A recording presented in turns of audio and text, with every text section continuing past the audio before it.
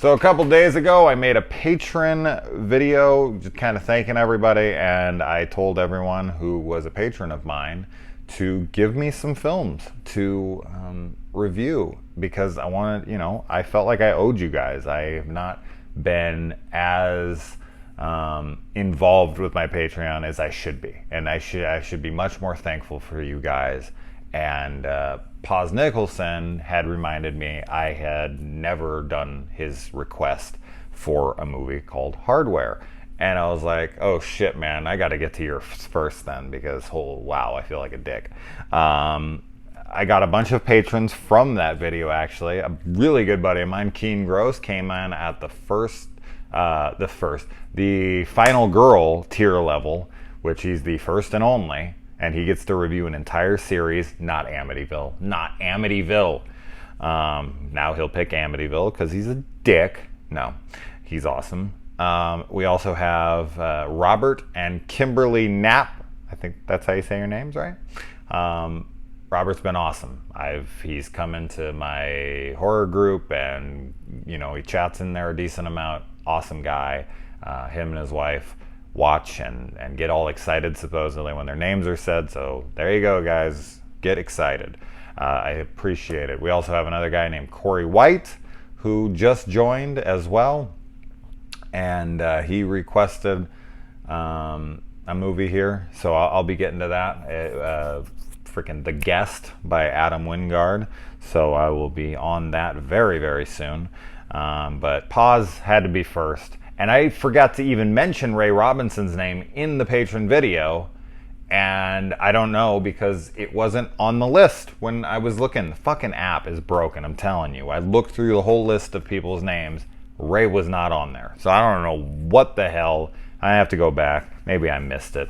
Maybe I'm a liar. I don't know. But I am sorry, Ray. And thank you to Pause, Keen, Robert, Kimberly, and Corey, and every freaking buddy who's joined. This is amazing. So thank you guys. All right, so HardWare. So this is from director Richard Stanley, who the only other film he did was a film called Dust Devil. He also worked on the doomed project, The Island of Dr. Moreau, which I have yet to watch the documentary on, but I would love to, because I love that kind of stuff. So one day I will get to that. This film stars Dylan McDermott, which was very surprising to me, because I have not seen this movie. I had always meant to see this movie. It's just kind of one of those things that fell through the cracks for me. It's been on my list. I have seen Dust Devil, but I have never seen this.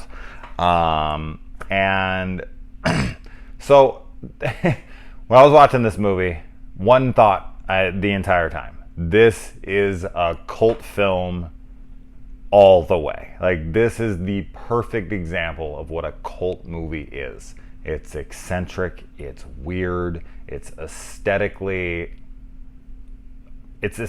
great, but aesthetically much different than usual. Richard Stanley obviously has a very unique style to him. He was mostly a director of music videos, and he brings a lot of that art and style to his movies. But it was while I was watching this movie, it was a movie that had to start growing on me as I was watching, because we're used to a pretty straightforward plot and a pretty straightforward narrative and whatnot.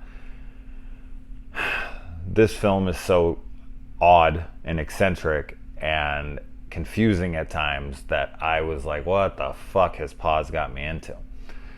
But as I was watching it, I started to really appreciate the charm of the movie. Like, the charm is all in the style. It's a style over substance movie all day. It's also a film that borrows heavily from other movies, like Predator, Terminator, and the list goes on and on. But I did find myself enjoying it a good amount towards the end, just because of how unique it is. And I also was sold on the film and I would love to see this guy resurrect his channel from the dead, because I had just found out about it last night, and it's a channel. It's called In Defense Of. He only has like 457 subscribers, and he does a 5-minute video to convince you of why a shitty movie is actually good. And I think his channel is brilliant, and I would love to see. I watched a bunch of his videos last night and today, and I just want to give a shout out to that guy. He'll probably never see this video. He'll probably never even hear my shout out. I don't give a fuck. You should check out his channel. In defense of, if you're a fan of something like Good Bad Flicks or something, it feels like that. He takes 5 minutes and really tries, it's some comedic stuff in it. I love it. I loved it. But he has a video on HardWare, so go ahead and check that out. And he talks about why this movie is great. And while watching that, I started to really see why people would think this movie is awesome. I was struggling with it at times. I did sit there going, what the fuck am I watching? But I don't know, just the more as it went on and the more I kind of let myself immerse myself in that world, in what I was being shown, as opposed to just wanting and having expectations for the normal stuff that I watch, I did start to appreciate it more. And I did leave it after, and especially as I said, after I watched those videos, I was like, yeah, that's kind of a cool movie. I still definitely would have preferred there to be more of an interesting story and characters that I could get behind. It's not that they're lacking completely, because I think that there is an interesting story going on here. There's a overpopulated world, and they make these machines, the Mark 13 or something, and they're putting them out there, and essentially they're going to kill people, and that's going to help with overpopulation. And I really liked the look of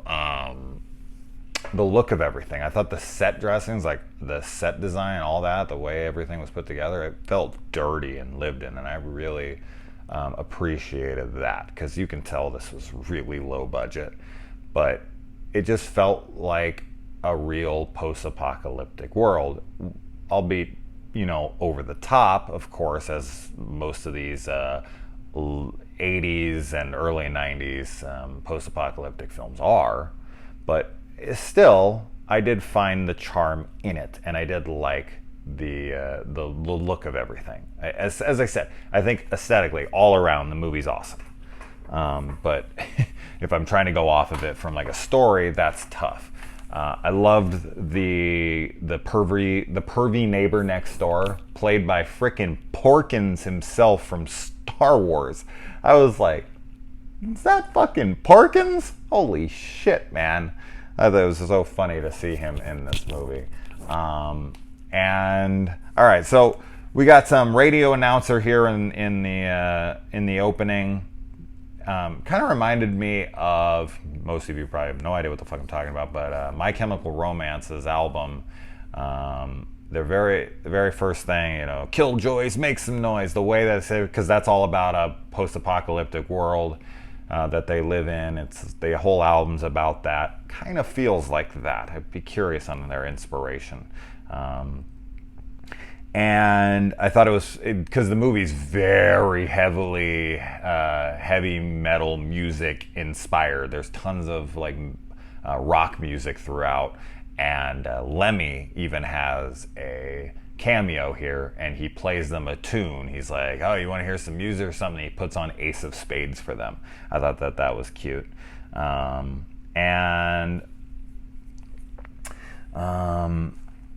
Yeah, I mean, you got Gwar in here, lots of rock and roll acts, so and the music's really good, and the gore in this is pretty decent. I like the guy getting cut in half by the door. There isn't a ton of gore. I definitely would have liked to see more, but as I said, I think the thing's pretty low budget, and I'm not sure that's Richard Stanley's thing. I don't really remember Dust Devil very much, but I do remember it feeling kind of like this movie, which of course makes sense. The music in this movie, like the score, sounds like Cyborg with Jean-Claude Van Damme. Very similar type score there, which I really like. And I like how the thing has like Predator vision or Terminator vision, where it can only see like for infrared. which is more of a Predator thing, but the look of it also looks like the Terminator vision. It actually like watches her enter the refrigerator that's right there in front of him. It's a little cubicle thing that you can't move anywhere in, and it's like, don't know where she is now. I mean, I don't know how their targeting system works and all that. I mean, obviously it doesn't have the ability to think all that well, but it's self-repairing, and it seems to be near indestructible, except for, water. Oh yeah, they didn't freaking like, what is that? Like, they didn't seal off. Although this thing's kind of made and kind of, it's almost like a Frankenstein monster of sorts. So they bring the head. He brings this head to his girlfriend, who's like an artist, and she's going to use it. He wants her to make it into an ashtray, but of course she makes it into something else, and it comes alive. Johnny Five is alive, and it wants to kill humans because that's its job. That's what it's doing out there. And so yeah, I mean, this thing is absolutely indestructible. But I guess, yeah, I mean, if you were to dunk something like this in water, yeah, I guess it would probably stop working. I mean, it's not like the circuits and all of that have been sealed off, to make it waterproof. So I guess it would make sense. It's just funny to me. And the guy puts like a gun to its head and pulls the trigger. This thing gets shot like Michael Myers in freaking Halloween 4, where all the sheriffs are blasting shotguns and rifles and every single fucking gun that they have in the entire town into this thing. And it's fine. This guy takes a gun, like a pistol, and she puts it to the fucking head, shoots it once, and then she turns some water on, and it's like boom, and it catches on fire in a shower. Really? No. Why would it catch on fire when it's underwater? That was silly. Can you grab onto a power line without getting shocked? Even, I don't know. Like, you're not grounded, right? And he's like, if I touch you, it'll fry us both because he's grounded. Yeah, I mean, it makes sense. I would never try it. I would never grab a hold of a power line up in the air without being grounded. I would think it would do something. No, probably not. I don't know. And yeah, the story here is so thin. It's just they made these robots to kill people because of overpopulation. It's trying to kill her. That's it. I mean, there's the story. So the story is very, very tiny. Really liked the nightmare visuals. Like when it's behind the TVs and it's out, it's clearly like a man in a suit, as the guy points out in the video I was talking about. But it's cool. I love the look of it. So I'm just, of course, going to be sitting here talking about the aesthetics the whole time. But not sure why Dylan's character here just starts slitting his own wrists, and then like bugs are crawling all over his arms, and I didn't get that. So explain it to me, pause. I'm sure you understand it. His best friend here wears sunglasses at night all the damn time and is like this total full-blown drug addict that seems to be in love with his girlfriend, although I can't blame him. The girl is beautiful. The neighbor next door, the shit he says when he calls her up and he does like his Philip Seymour Hoffman in Happiness phone call, hilarious, man. You want to take it up the Hershey Highway and all this fucking, or the first time up the Hershey Highway or something. Fucking funny, man. His character was great. Yeah, he looks like a freaking drag queen sumo wrestler or something. It was great. And I love when Shades, like the sunglass dude, I think his name's actually Shades, when the doors are like clamping back and forth, and he like jumps through, because that would be so hard, I guess. He jumps through and he's like, "Hiya!" Like I don't know what the fuck that was. Was he gonna kung fu fight this freaking robot here? It was pretty fucking funny. And then at the end of the movie, we find out that they are going to be putting this machine on the assembly line, that they're going to be making a whole ton of them. So the human race is doomed. And I guess the girlfriend is now going to take on the life of the drifter. She's out there. I think that's supposed to be her at the end. I don't think that's supposed to be Sunglass Dude, right? I don't know, but somebody who goes out there, we don't see their face, I don't think. So I don't know what's going on there. Yeah, it was cool. Not something I'm going to jump back to, but it's a unique film, and I appreciated the recommendation. And I should have done this a long time ago. I don't even know what the fuck I'm talking about. It's really hot out here. But yeah, there you go, pause. It wasn't the greatest review in the world by any means because I didn't understand a good majority of it. I don't know how much there is to understand, but I was trying. So, yeah, all right. Adios.